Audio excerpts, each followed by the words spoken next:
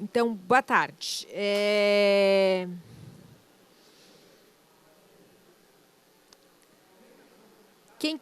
Você está ouvindo aqui? Tá.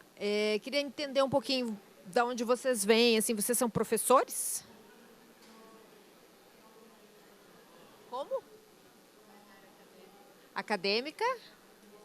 Editorial? Você? Robótica na educação? Ah, tudo bem, Matheus, tudo bem.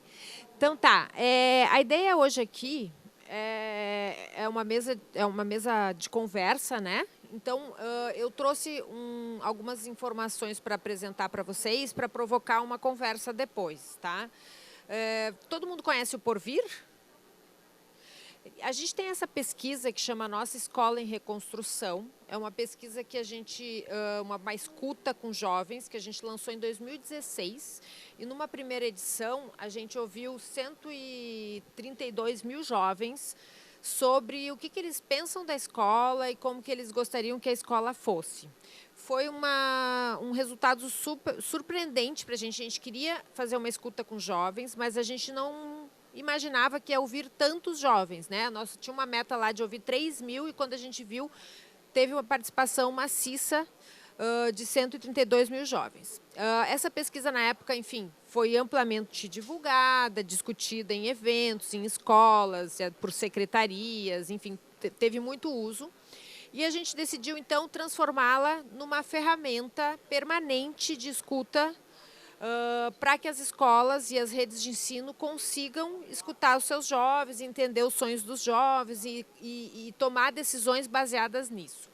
Este ano, a gente refez o questionário da pesquisa para ouvi-los sobre o ensino médio, né, sobre a reforma do ensino médio, porque a gente entende que é um tema bastante importante nas escolas atualmente e também nas redes de ensino, que tem esse desafio de implementar a reforma do ensino médio. E apesar de, enfim, todo o processo da reforma ter várias falhas e ter várias críticas de que a comunidade, os professores, os próprios estudantes não foram ouvidos, ainda é possível ouvi-los a respeito dessa implementação.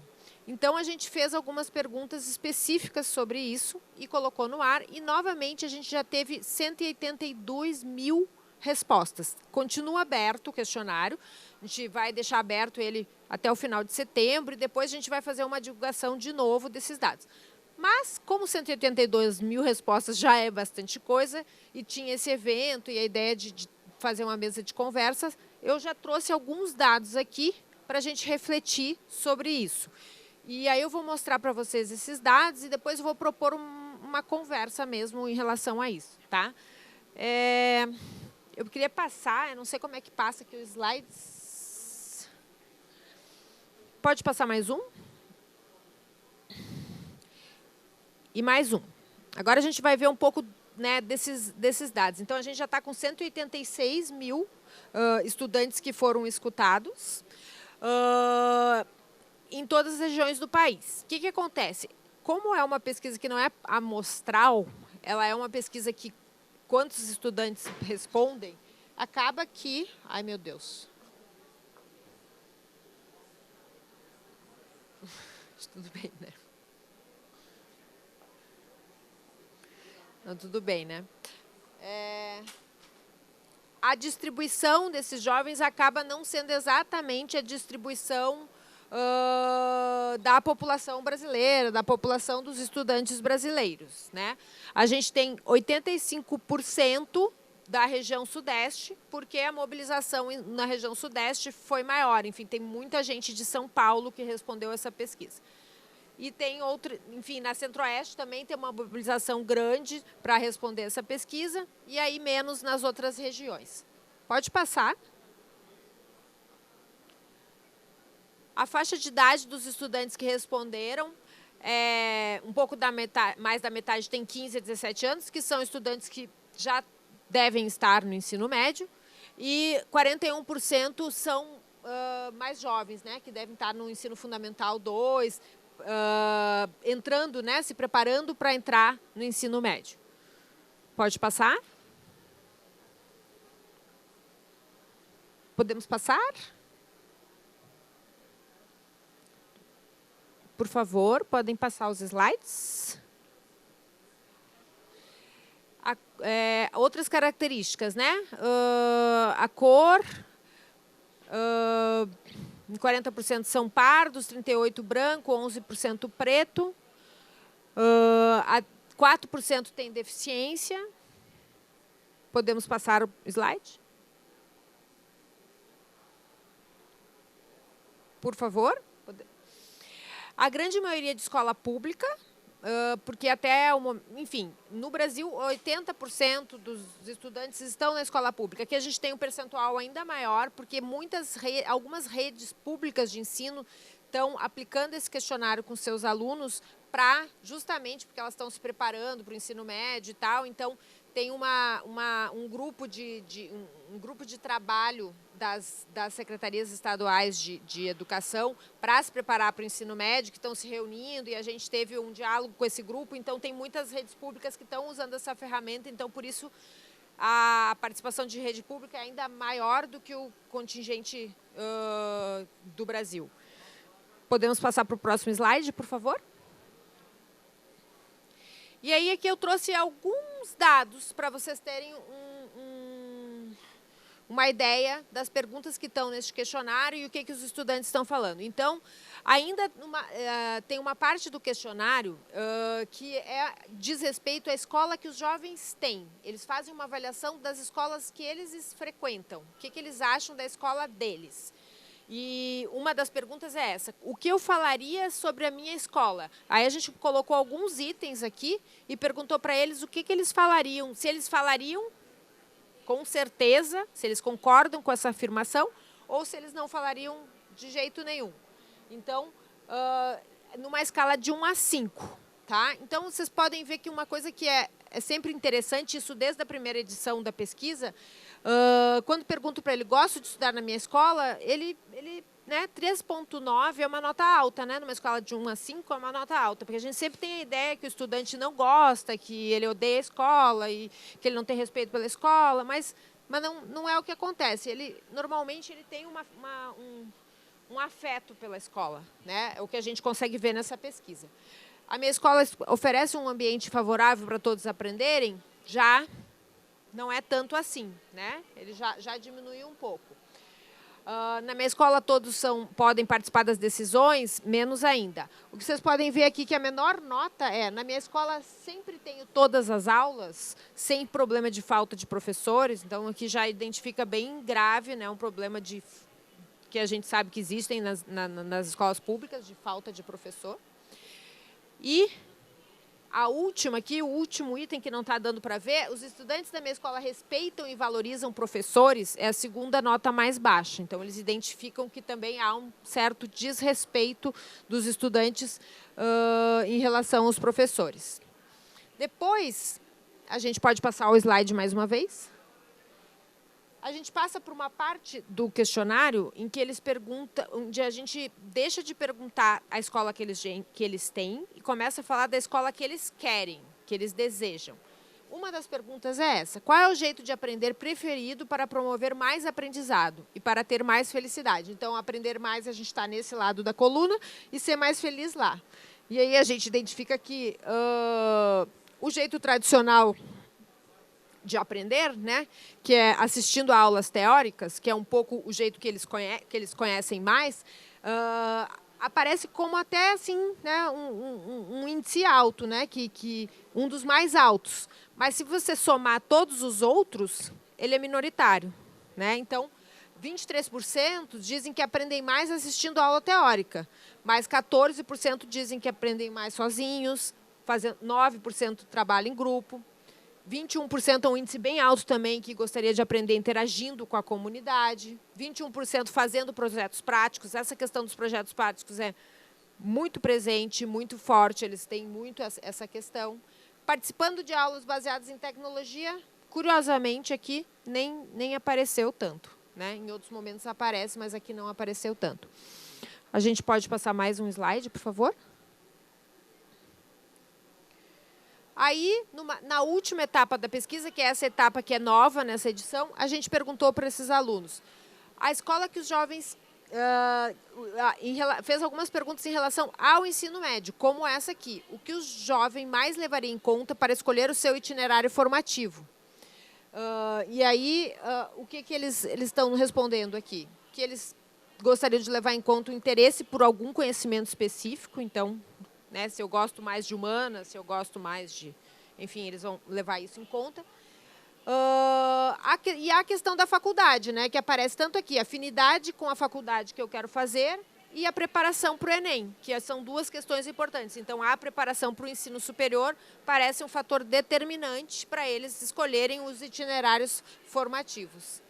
11% não sabem ou não quiseram responder, que acho que é um índice importante de prestar atenção também. E aparece aqui também com 16% afinidade com a área que quero trabalhar. Pode passar, por favor, o slide. Eu trouxe essas perguntas, mas elas são apenas pílulas do que tem na pesquisa. A ideia, como a gente está numa roda de conversa agora, era a gente pensar junto aqui, como usar esses dados para imaginar uma escola para esses alunos, né? Como a gente construiria uma escola para esses alunos baseado no que eles disseram nessa pesquisa. Então, a minha ideia é separar vocês, que, enfim, eu não sei quantas pessoas vão querer participar dessa conversa aqui, mas era a gente sentar aqui mais juntinho, em duplas e trios, para cada um dessas duplas e trios pensar num aspecto dessa escola. Então, alguns iriam pensar sobre a organização curricular, né? Como se organiza o currículo, como escolhe o itinerário formativo, em que período escolhe o itinerário formativo, enfim. Como organizar a questão curricular dessa escola, de acordo com os desejos dos jovens. A outra pensaria na infraestrutura e nos recursos pedagógicos, então, como essa escola apareceria, como ela seria decorada, que recursos eles usariam, se usariam recursos tecnológicos ou não, se teria área verde, se não teria área verde, enfim, como seria essa escola em termos de infraestrutura física. O outro grupo pensaria nas relações dentro da escola, nas relações que os alunos têm com os professores, com a coordenação, com a comunidade, com o território, né, com o entorno da escola, as relações entre os alunos. E, por fim, um grupo pensaria nas práticas pedagógicas. Eu trouxe aqui um material para dar para vocês, que são as perguntas da pesquisa relacionadas a cada um desses itens. Então, eu posso distribuir isso para que vocês possam pensar um pouco, conversar sobre isso, olhar esses dados, analisarem, conversarem esses dados. Eu vou estar por aqui para a gente ir conversando junto também. E depois, no final, cada um poderia apresentar. Então, a escola, de acordo com os jovens, a escola deveria ser assim, assim, assado. Enfim, a gente pensou que a escola poderia ter essas características. Tudo bem? Topam essa conversa? Tá. Então, se aproxeguem aqui, por favor.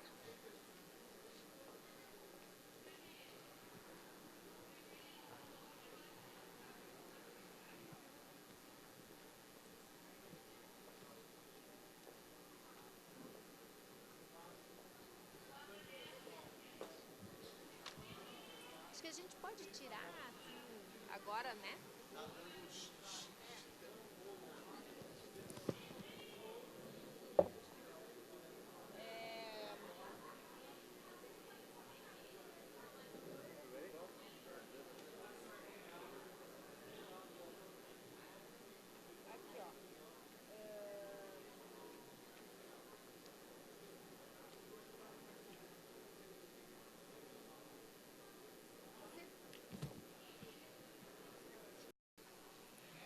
Voltando aqui, a gente...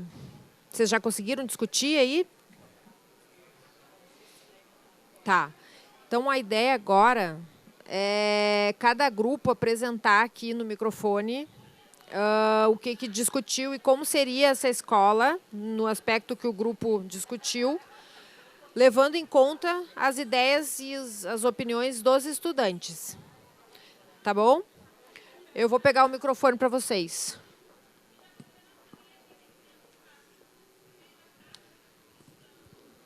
Alô? Então, Quem vai falar aqui?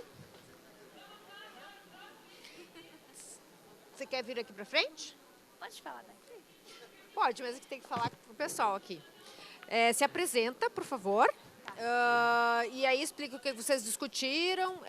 O grupo de vocês ficou com a organização curricular, né? Como seria a organização curricular da escola e do novo ensino médio, de acordo com as demandas dos jovens. Isso. Boa tarde, eu sou a Nayara. Eu trabalho no Instituto Proa, justamente com essa faixa etária aí, formando aí para o mercado de trabalho, tá?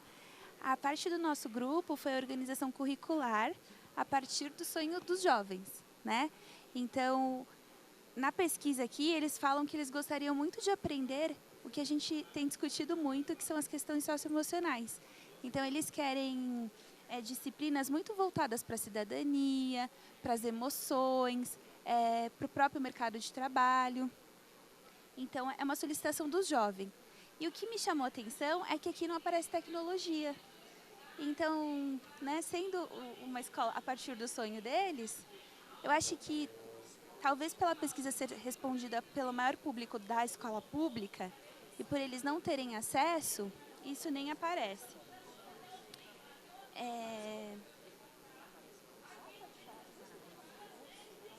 Bom, aí como que o currículo, como vai ser organizado o currículo? Eles gostariam que o currículo fosse organizado a partir das escolhas deles. Então, a gente até discutiu aqui o quanto que isso seria rico, deixar só na mão deles, né? Se eles tiverem que escolher todas as disciplinas. E foi bem interessante que hoje de manhã eu participei da roda dos alunos conversando lá no outro auditório. E aí uma das alunas falou assim, eu gostaria de aprender só o básico de matemática, porque eu odeio matemática. Então, também não sei o quanto que eles estão maduros para fazer essa escolha. Mas na pesquisa parece fortemente que eles também se importam com o Enem. Então, acho que ter disciplinas obrigatórias e disciplinas como as eletivas hoje no programa de escola de tempo integral seria uma boa opção. Aí, como e quando vão escolher os itinerários formativos, a pesquisa também traz alguns marcos aqui, então podendo ser no começo do primeiro ano, no segundo semestre do segundo ano ou acho que é no começo do terceiro ano. E aí também a gente discutiu aqui o quanto eles estão maduros no primeiro ano para fazerem essas escolhas. E aí 40% da pesquisa gostaria de escolher já no primeiro ano. E a última pergunta é como eles vão ser apoiados para fazer suas escolhas. Aqui na pesquisa apareceu, só não me recordo se tem os professores, mas eles levaram muito em conta a questão do Enem novamente. Então, significa que eles estão preocupados em passar para o ensino superior, né? Mas eles pedem uma coisa de conversas, não tem uma coisa assim? Pedem, você lembra? Tem as conversas semanais, conversas em sala de aula ou conversas em outros ambientes. Eles também acham importantes isso, que tem essa formação, né? Que tem essa base, assim, talvez só com os professores ou com outros profissionais também, né? O que eu achei interessante nessa parte é que eles não querem só assim uma orientação vocacional, eles querem que seja contínuo isso, né? Que eles querem poder conversar com os professores sobre isso ao longo das aulas deles também, né? Muitos não querem assim ter um momento para ajudar a escolher alguma coisa. Eles querem ter uma formação contínua nisso, né? As aulas semanais especiais, quais seriam? Enfim, vocês que tinham que pensar nisso, como é que seriam, mas isso tem vários exemplos, né? Tem escolas que têm momentos de mentoria, né? Lá na minha escola, em Florianópolis, acontece isso, né? A gente tem a mediação profissional. Começa no primeiro ano e vai até o terceiro ano do ensino médio. Sempre assim, não é só a apresentação da medicina, mas o que envolve a medicina. Então, vão médicos convidados, a gente procura os ex-alunos para que façam isso também, explicar todo esse processo e também o leque que abre também a profissão de medicina, né? Então, isso a gente vai fazendo com todas as profissões. Então, são 3 anos de projeto falando sobre as profissões. Tem escolas que é assim, né, trazendo profissionais, falando das profissões. Tem escolas que elegem assim que cada aluno tem ou um conselheiro, ou um mentor, enfim, tem diferentes nomes, mas assim, não precisa ser necessariamente um psicólogo, ou um coach, ou nada disso. É um professor, assim, né? Um professor ele aconselha alguns alunos ali, né? Cada professor. Um mentor, porque eles têm muita necessidade de conversar, né? Necessariamente não precisa ser uma pessoa super especializada, é alguém que ouça, que dê um conselho de adulto, né? Que já tem algum tipo de experiência e tal. Então, tem escolas que resolvem dessa forma. Tem esse exemplo que vocês têm. Tem gente que faz uma aula mesmo, né? Lá tem aula de orientação vocacional, e aí tem aquelas dinâmicas, aqueles testes, aquelas rodas de conversa também sobre esses assuntos, enfim. Tem diferentes maneiras de você conseguir apoiar essas escolhas. E o que eles... Enfim, porque tem... Por exemplo, tem não sei qual o percentual aí que não sabe, né? Que diz que não sabe o que vai escolher, que não está pronto. Inclusive, aquele dado que eu trouxe, ó, é o que 19% se preocupa muito com o Enem e vestibular e 23% com a afinidade da faculdade. Então, acho que também o trabalho do mentor, principalmente se for em 3 anos assim, acho que dá uma ajuda boa para eles. Com o ensino médio, essa escolha do itinerário, ela antecipa uma escolha que ele vai fazer lá no 3º ano, né? E já é difícil escolher no 3º ano, né? Então, escolher mais cedo, assim, aparece essa demanda de apoiá-lo também, né? Nessa escolha, assim, porque também aparece, eles querem não fazer um currículo todo igual e todo mundo igual. Eles têm essa necessidade de ter uma flexibilização do currículo, né? Eles reconhecem que eles gostariam de ter algumas eletivas ou escolher no contraturno, enfim, de não ser tudo igual, de eles poderem fazer escolhas de acordo com seus interesses, ter essas disciplinas, né, socioemocionais e etc. Mas é difícil para eles escolher o que eles não conhecem, né? Essa é a grande questão. Então, surge uma necessidade maior ainda da escola oferecer apoio para eles, né? E dar esse cardápio, explicar esse cardápio para eles. Até numa roda de conversa com um jovem que a gente fez, um menino muito especial, assim, ele usa sempre metáfora com coisas de comida, assim. E aí ele diz, né, que vão dar lá vai ter um monte de prato e que ele não conhece, que ele vai escolher, que ele não vai saber, né? Só que ele vai escolher sem experimentar. Então, daí pode ser que ele não goste, né? Então, acho que é um desafio para quem está pensando a implementação do ensino médio nas escolas, nas redes, um pouco disso, assim, que apesar de eles terem um desejo de escolha, e a gente saber que o ensino médio brasileiro tem muitas disciplinas e, enfim, todos os problemas que a gente identifica nesse ensino médio, também tem uma necessidade de apoiar essas escolhas, né? De dar... Ou a outra questão, que é um problema do ensino médio, é que todas as escolas vão conseguir oferecer todos esses itinerários. Essa é uma grande dificuldade, né? Aí esse mesmo jovem, ele fala assim, aí vai poder escolher, só que só vai ter uma coisa para escolher. Tipo assim, eu vou num buffet que só vai ter um prato, não vou poder escolher outros pratos. Então, acho que são desafios bem fortes, assim, que são preocupações fortes dos estudantes, né? Essa questão de como escolher, o que escolher, se eu escolher algo que não vai me levar para a faculdade, enfim, aí está aparecendo forte essa questão de que eles querem escolher uma coisa que ajude eles a entrar na faculdade, né? Uma coisa que ajude eles se prepararem para o Enem ou que ajude eles a já se prepararem para a profissão, para o curso que eles vão fazer. Então, é uma escolha que vai lá, que antecipa mesmo, né, essas decisões dos jovens e é um desafio isso. Alguém quer acrescentar alguma coisa sobre essa questão curricular? Algum comentário, alguma pergunta? Não? Então, obrigada. Você passa o microfone para elas aqui. Você pode se apresentar e dizer o que vocês discutiram? Bom, eu sou Maria Eugênia. Vocês estão ouvindo? Nós somos de escolas particulares, né? Escolas e cursos. E a nossa principal área aqui para a gente investigar ou responder é a estrutura física da sala de aula e da escola. E também os recursos pedagógicos que devem ser usados para apoiar os processos educativos. É muito interessante a pesquisa, porque ao mesmo tempo que eles começam dizendo que eles gostariam de ter ambientes variados, né, puffs, o mobiliário que seja diferenciado, eles têm uma certa dificuldade de sair daquilo que eles conhecem, que foi colocado justamente ali. Então, quando eles falam da disposição, por exemplo, eles já caem para um lado tradicional.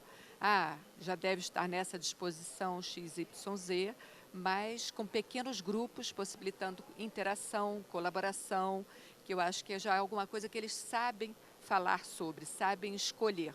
Né? Que essa questão da escolha, que eu diria, é fundamental aqui. A gente não pode escolher aquilo que a gente não conhece e que não sabe julgar. Então, é muito difícil você fazer essas perguntas para eles e deixar inteiramente da mão deles, sem que eles possam avaliar isso.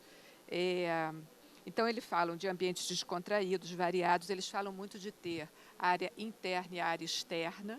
E, no primeiro lugar, está a questão da tecnologia, que para eles tem uma relevância grande. Né? E aí a gente não está falando só de hardware, mas a gente está falando das ferramentas de pesquisa, ferramentas de colaboração, compartilhamento, mesmo para os projetos, a gente imaginou interdisciplinares, né? Isso tem que vir junto com o letramento digital, mas tem também, além disso, a questão de que eles não desejam que isso esteja numa sala apenas fechada. Eles imaginam essa tecnologia permeando o ambiente escolar. Então, não é ter um laboratório onde vai ter os computadores e ponto. Não é isso que eles estão pedindo. Né? Eles querem mais do que isso. E a segunda questão vem da prática esportiva, que eles querem também um ambiente, a prática esportiva é importante para eles, e eles veem isso como segunda, mas tão importante, quase tão importante, elemento da escola também, que é ter essa questão da prática esportiva. Essa integração, né, dos ambientes externos e internos facilitam muito e vão gerir uma aprendizagem mais eficaz, mas o ponto principal para a gente é que essa flexibilidade que eles querem é ainda limitada, foi isso que a gente falou. Né? Porque eles não conseguem ir muito além. Então, se a gente fosse aqui como educadores projetar um espaço, certamente seria um espaço muito mais rico, muito mais versátil, flexível, com todos os incrementos que a gente julga que poderiam haver, do que, na verdade, o que eles conseguem sonhar. Eles ainda estão com essa percepção muito limitada. Né? Vou passar aqui para ver se as pessoas querem adicionar. Vou fazer um comentário. Quando ele coloca aqui essa questão de os ambientes internos e externos, eu vou fazer um paralelo com o exemplo que tu deu, o melhor exemplo que eu vi desse aluno, fazendo esse paralelo em relação ao alimento. Quando eles colocam ambientes internos e externos, eu penso que ele está tentando traduzir para a gente que ele quer maior proximidade daquilo que ele pode viver quando adulto. Eu preciso provar isso antes de ter que escolher. Aí entra o externo. Um ambiente externo que seja mais dentro da escola ou me levando para esse outro ambiente para que eu possa experimentar isso antes de ter que bater o martelo nessa escolha. Ótimo. Eu sempre acho, enfim, acho que isso que vocês trouxeram de que eles não conseguem sonhar com coisas que eles não conhecem, assim, vocês perceberam isso muito rapidamente aí nas respostas, e quando a gente olha, vocês estão pegando fragmentos da pesquisa, né? Mas quando você olha do início ao fim e tal, e as edições anteriores também, isso fica muito claro, até quando você compara o aluno de escola pública com o aluno de escola privada. Né? Então, o aluno de escola privada, ele consegue, quando pergunta para ele quais recursos tecnológicos você gostaria de ter na sua escola, ele já consegue sonhar mais com uma robótica, com um jogo, né? Com games, com coisas um pouco mais sofisticadas. O aluno de escola pública, ele quer pesquisa na internet, porque é o que ele faz, né? É o que normalmente as escolas públicas, elas têm lá o laboratório de informática e às vezes nem isso, né? Às vezes eles sonham, mas isso ele conhece, ele faz a busca no seu celular, ele já conhece essa tecnologia, né? Agora ele nem sabe que ele pode sonhar com com uma aula de robótica, porque ele nunca foi apresentado a uma aula de robótica, né? Você faz esse trabalho, né? Mas não é que ele não vá gostar. O dia que ele tiver isso, ele também poderá gostar, né? Então, não é Então, conhecido ainda. ele não é Domina. conhecido. Exatamente, exatamente. E a outra coisa que eu acho interessante dessa parte é essa coisa que você falou do movimento, né? Ele não quer estar lá nem no laboratório, nem na sala de aula fechada. Ele quer se movimentar, ele quer ter outras experiências, né? Quer conhecer fora da escola, dentro da escola, no pátio, quer ter outro. E acho interessante também a questão da área verde, porque ele, ao mesmo tempo ele quer a tecnologia, quer o Wi-Fi, mas ele também quer a área verde, né? Essa ideia que a gente acha que só todo mundo é nerd, que só quer ficar no computador, que a gente se preocupa, né, com os filhos, com os adolescentes que estão lá na telinha e tal. Mas acho que também um desafio para os educadores pensar como tirar só da telinha, porque eles também gostam da área verde, né? Também querem se movimentar, né? Eles não querem ficar na sala. Não está ouvindo? É interessante a questão que você falou da geração, né? Está tão relacionada à tecnologia e, no entanto, o esporte é muito importante para eles, né? E a gente tem essa ideia de que eles só ficam, bem próximo, eles só ficam no computador. Não é verdade, né? Eles querem e valorizam Eles também muito. querem. Então, até para a gente, às vezes, ficar reclamando, mas só fica no computador, só fica no celular. Oferece uma atividade física, talvez ele também queira, né? Que é a questão da escolha com a oferta, né? Às vezes também a gente se acomoda um pouco e se oferecer outras coisas, você também consegue essa atenção, né? Você consegue motivar para outras questões, assim. Alguém quer comentar essas questões? Não? Então, obrigada. Vocês querem falar? Bom, então eu me chamo Bruno Nunes, eu venho de Caxias do Sul, no Rio Grande do Sul, e hoje eu trabalho com soluções e tecnologias educacionais no geral, mais personalizadas com escolas. Eu e o Matheus, então, a gente analisou um pouco da questão das relações, a gente comentou um pouco da nossa experiência, ele é de São Paulo, eu sou do Rio Grande do Sul, e um pouquinho aqui também da pesquisa, e o que a gente percebeu é que falta um pouco uma análise melhor sobre a relação da comunidade com a escola e também da comunidade com as direções da escola, enfim.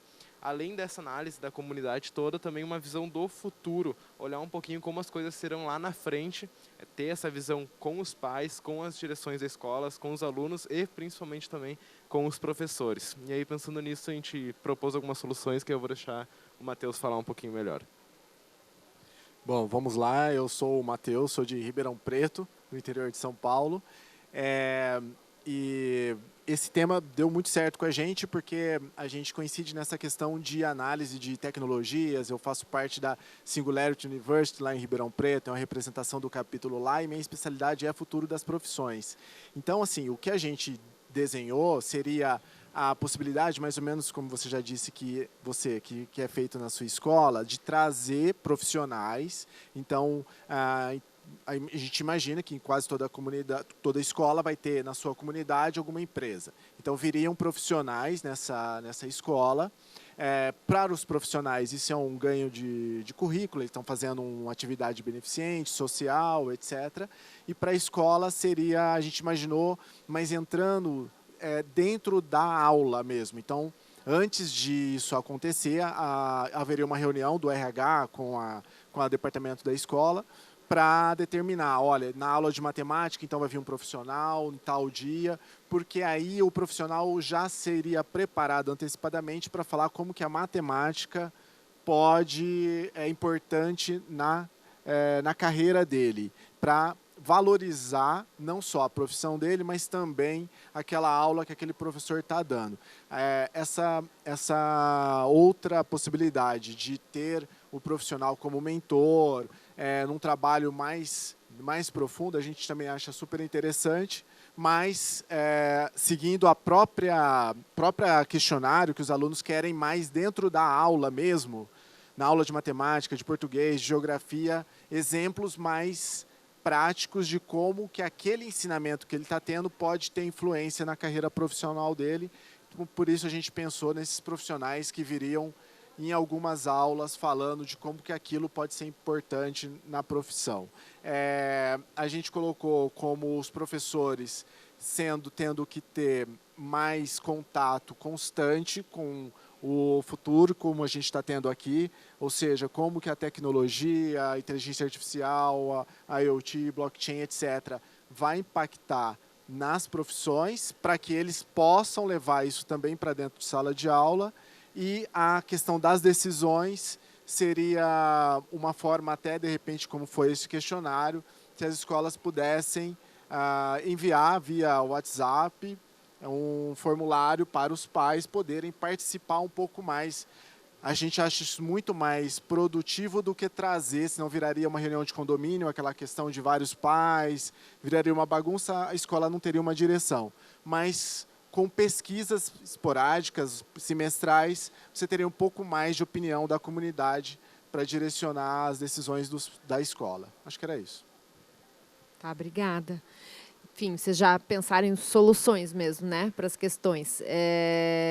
Uma solução em função do desejo deles de ter maior interação, né, com a comunidade, com profissionais de fora.